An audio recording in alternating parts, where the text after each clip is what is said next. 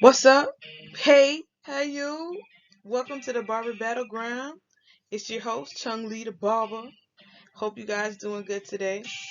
I am here to bring you something new, something fresh, something that you never seen before. Damn. I'm bringing you the Barber Battleground. What is the Barber Battleground? It is a page that is here that's dedicated to battling the misconceptions of barbering, give you the basics of barbering that you need, give you some information you never even knew about, helping you with skateboarding in South Carolina if you in the Chuck, in the SCZ, in the South, because that's where I am. I'm in Charleston, South Carolina. And along with some encouragement and some motivation. So, what are we talking about today?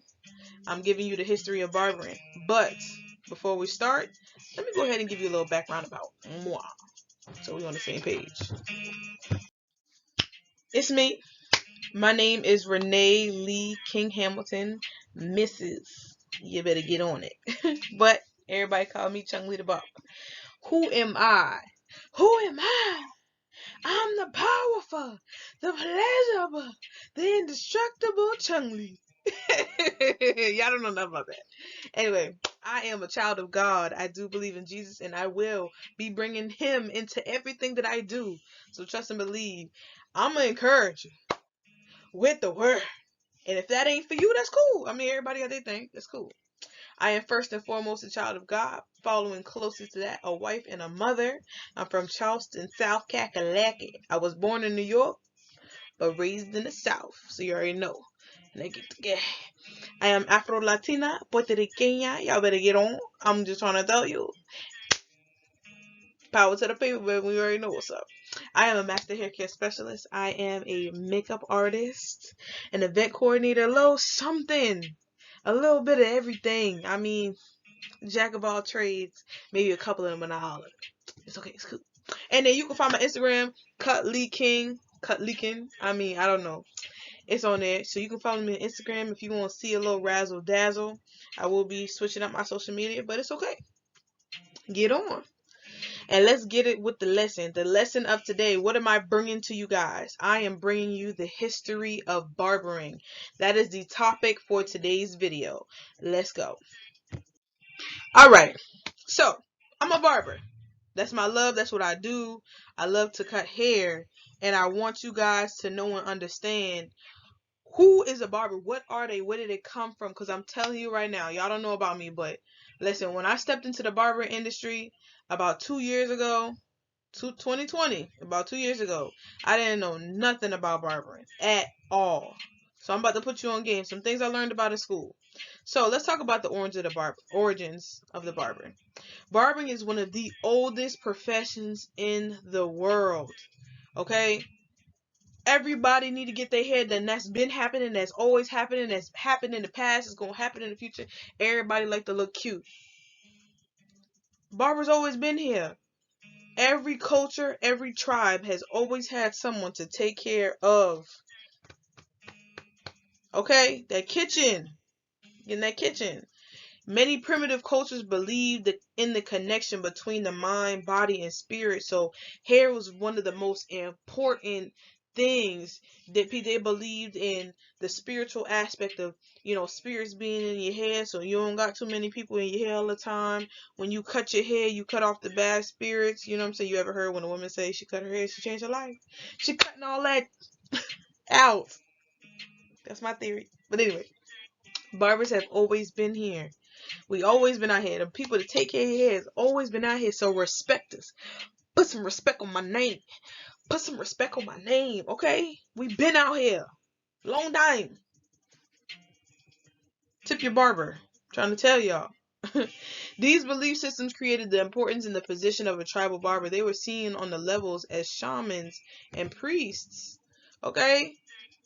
You had this one person. In certain African tribes, there was only one person in charge of taking care of the tribe's hair. And when the next her apprentice came, she would hand down her tools to that next apprentice to be able to be the new person that takes care of their hair. Listen, hair care is important. I'm trying to tell you. You better keep up. Follow me out. Now, obviously, we can put together that clippers ain't always been around. Okay? Trimmers ain't always been around. Babylus ain't always been around. Okay, Gammas ain't always been around. Andis, Asta, all of them big boys ain't always been around. There was a time when we didn't have all of that electricity. So what was cavemen using? You tell me. I'm gonna tell you. Let me tell you. The use of sharpened flints like wood sticks, shells, bones, all the different things they would sharpen. Cavemen would sharpen to get that nice little edge to go ahead and that was their clippers. Stones, bones, shells. When you wanted to tie your hair up to get your hair out the way, you had to do something. They used animal hide. You know these guys were hunters and gatherers. Come on, do I gotta take you back to history class? I'm trying to put you on. They use muscles. They colored the muscles, the strips in the muscle. You know, in your arm, you got sinews and fibers. Those fibers, they cut them up, use them as bows, and use this to adorn their hair and tie their hair up and give some decoration and color along with other shells. They painted them. They used those natural indigo and cerulean and the mustard yellow, the goldenrod, the sunshine to color these things. And that's what these cavemen used to take care of it. But trust me, believe, they was put together. Okay? They would use braiding, chop. Okay, we know braiding been here for forever. Okay, braiding been here. People have been throwing back the scalp since.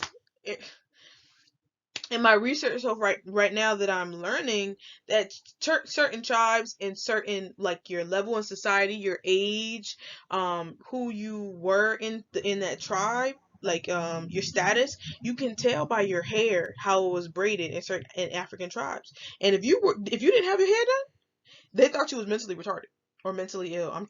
I'm telling you what I learned, what they said, that you were mentally disabled or something was going on with you if your hair was not looking cute. Okay, so you see why we always want this to, y'all. I love my braids. Y'all see my chungly sticks. Anyway, let's keep going. Yo, caught me trying to drink a little water. So you call yourself a barber? What? Where did they get that word from? You know what I'm saying? Like, why it can't be hair chopper hands, or I don't know. Why isn't it called the decapitation? I don't know. Why? Where did barber come from? Well, the word barber is derived from the Latin word barba, meaning beard. Latins care about that beard, okay? A nice full beard.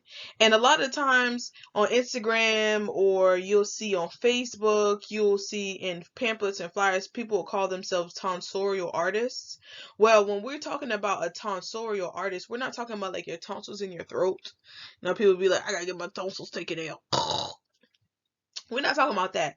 We're not referring to those. What we're talking about is the word tonder, which means the cutting or trimming or clipping of the hair with shears or a razor. It comes from Latin as well. Tonder, meaning to shear.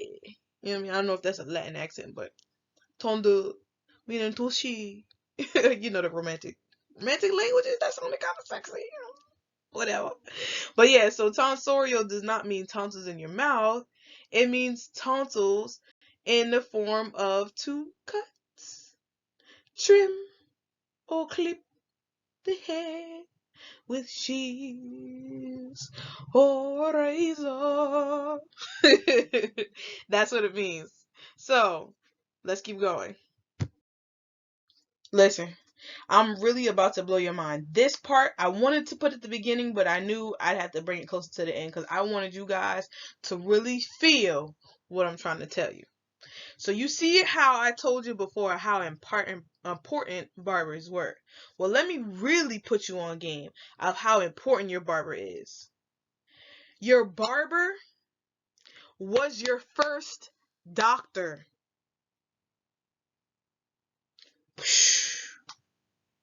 Mind blown. I'm trying to tell you, your barbers were your first doctors. They were the people that were doing your dentistry, your surgeries, bloodletting, getting you healthy. There was no physician. It was your barber taking care of you. I bet you ain't know that.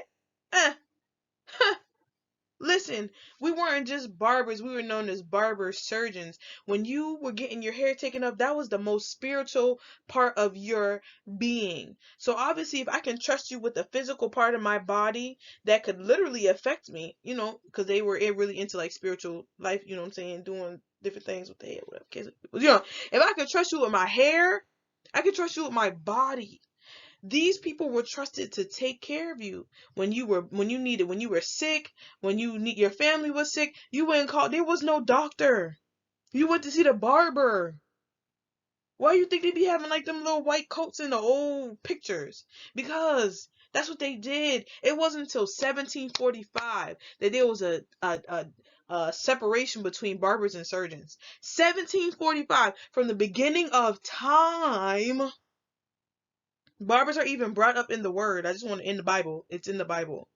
I gotta pull up. I'm gonna figure out a way to put the scripture up in this in that corner over there. But Ezekiel was talking about taking a razor and bringing it to your beard. So obviously, razor, beard. Ezekiel, you remember what time it is? That's in the word. So you know how long ago that was? Come on. I'm just trying to put you on game. I'm giving you a taste of the history of barbering so you can understand my passion. So you can feel the passion I have for the barbering industry and what it really means to be a hair care specialist, what it means to be a barber, what it does for somebody to make them look good, to make them feel good, to build a pretty person. Like, it's, you know how you feel after you come out the chair looking fire? Them braids, that haircut, how you be feeling? That's a spiritual change in someone. That's why I'm trying to be out here to really put put you guys who are looking to be barbers in the game and really help you understand, like, it's important. You are in charge of making somebody feel amazing. You spiritually alter different people each and every day. You are important. So for my barbers who are stepping out to the game, no, you are important to society. Guess what, baby? You are the essential worker. Okay? The essential worker. Okay? You are hired, and I'm just hired, but I mean, you are the doctor. So you got to hold yourself accountable in terms of how you take care of yourself and present yourself. Okay? Because listen, barber licensing standards wasn't established until 1897. Where people actually started coming in and making laws and like, you got to do it this way, you got to do it. Listen, so barbers been out here doing what they had to do. Come on, man. This is why now I'm upholding you to a certain standard and level of respect as a barber, as a haircut, as a cosmetologist, okay? As a makeup artist. Your art is not only just art. You aren't just affecting yourself or the visual. You are affecting somebody physically. You are physically getting into someone's space and altering their reality. You are important. Okay? I just want to drop that on you. I really felt that. And I just want to, this is what I'm going to be doing on my page. Giving you the real and letting you feel me. I really hope you can feel me through this camera. Because I'm giving you all. I'm giving you all of me. Okay? I don't want to hold you too long. Let's go on to the next slide. My last big point before we end out here, I wanted to bring up the barber pole. A lot of people never really look at a barber pole and see what it is. Like, I took for granted what the barber pole was. I just see it, and I actually, in school, I was actually able to dive in and really learn what a barber pole is. Well, first off, I don't know if you can see me moving my mouse or not, but I kind of want to just go ahead and pull up some drawings right here. This first right here, that's an end cap, right? You got two end caps on the barber pole. That's the first and that's the second. The top end cap, right? The bottom end cap. You also have three colors. You got this blue, you got this white, you got this red. Okay? Part of the barber pole. And then of course you got the pole itself. This whole object. Ooh, y'all, I don't know what I'm doing. I'm gonna erase that, and I'm gonna erase that, and I'm gonna try to draw this again. Ooh, nope, that looks like an eraser, so let me try to, y'all got it, the whole pole itself, I don't know what's, the whole pole, there you go, this whole pole, okay, these are the three major components of the barber pole. Let's talk about this barber pole. Well, y'all remember earlier how I told you about barbers being the first doctors. Well, oh, I got this little mess up over here in this. I don't know what's going on. But anyway, barbers being the first doctor as well. When you would go to your barber and you had a sickness, their method of getting that sickness out was to bleed you of your blood. They basically run your blood so that sickness can come out in the blood. So what you would do, now this is how they do it back in the day, of course not now, but back in the day. What you would do, you know how you try to, at the doctor's office when they pull blood, they give you a little ball to squeeze to make your veins pop out? Well, instead of a ball, you had this pole. They'd have a long, thin pole that you would hold on to allow to get those veins to pop out in your arm, right? When you do that and they let that blood drain, they would have bandages, right? They have clean bandages. And what color are clean bandages? White. First one. Those bandages that they had wrapped up, they would exchange them out as the blood comes out of your arm and lay them off in cleanse them and hang them from the top of the pole. That same staff that you were holding. Now it's standing up, and they would wrap the bandages, and the bandages would hang down from the top of this end cap. Well, at the bottom was a basin. At the bottom, that basin would catch the blood from the bandages that were already used. That's where you get the red from. The red in the blood from the veins on top of that white gauze, and it's hanging in the wind, and it drips down. You would also have the white gauze that you already cleansed. That was hanging. I'm not saying these people were sanitary. I'm just telling you what they were doing. And that white bandage was hanging. And it would be floating in the wind, and that's where you got that twirling motion. That's where you see a lot of times those twirling motion. So the blood would be red for the blood. What would the blue stand for? The veins, even though now we know that blood really isn't blue in new medical history. Back then they thought the blood was blue until it came out. And then the white for the bandages. Now, like I told you before, your barbers were your first doctors. And it wasn't until 1792 that they were separated. They were split into barbers and surgeons. So then the barber pole to separate between the barber and the doctor. They had two different types of poles. They had the blue and white pole, which signified doctors, and the red and white pole that signified physicians. When you would go past someone's storefront and see the pole, you would know which person worked there, what kind of person worked there. So eventually, of course, they both merged, and then the doctors end up getting their own symbol. I don't know what happened in this little corner with my PowerPoint. I'm still new to this, you guys, so please be patient with me. This is the first step. I'm taking my first step into YouTube land, so work with me. So I don't know what happened. But it's called a catechus. I think I'm saying it right, but I'm not sure. Catechus or catesis. I'm gonna put it in I should have put it in a little phonetics so I could sound it out. But anyway, so you remember seeing that the staff of Hermes is what is the symbol derived from, if you guys didn't know. The staff of Hermes, see the wings, and this became the universal medical symbol. Yeah, okay. And then the barbers got these. So yeah, so that's basically the understanding of the barber pole. And so eventually you can see how it's transformed into now what we have, the barber poles that we have now. But you can see the history of what the barber pole meant, where it came from, where these things got their calling from. You feeling me? All right, let's keep moving. So you're here. We have made it to the end of this wonderful lesson of the history in barbering. Now, this is just a taste. This was not all of the information. It would behoove you to get the My Ladies book. We have the My Ladies book. I don't have one. I don't have a copy with me right now, but at my school is MILADY, Miladies. That is our textbook for barbering, and it has a lot of information. But of course, child, we got Google. Okay, we got Bing. You know what I'm saying? We got Safari, we got Siri. We got more than enough. We got a library. We got more than enough ways to get information on barbering. So what does this mean? You are here. You are right now at this position as a incoming barber, as a barber that's already in the profession, as someone who is interested in the barbering industry, or somebody just learning the new information.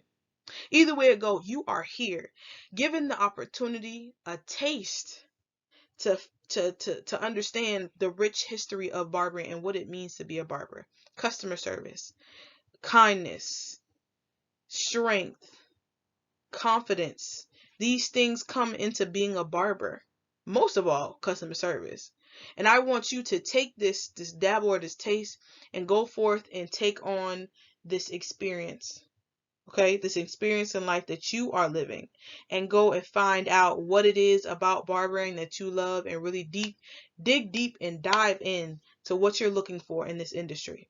Now, like I said, my name is Chung Lee. Ayon Chung Lee. So you guys can hit me up on YouTube under this video, comment, DM me. Like I said, my Instagram is Cut Lee King. If you want to drop a DM or something like that and see my work, but this is for you. This is definitely for you, and I want you guys to just take it. Go seek some more. If you seek, you shall find. That's what it's saying in the word. And I just hope and I pray that you have a great evening. And really, I don't know if you believe it. I don't know if you're going to believe it. But trust and know that I love you. And guess what? Jesus loves you more. So thank you. You guys keep watch out. Hit that subscribe button. Hit that notification bell so you know when I'm putting some content out. Because I got you. I'm going to have you. This is the battleground. And I'm here to get you ready for war. Take it easy, guys. Love you. Bye.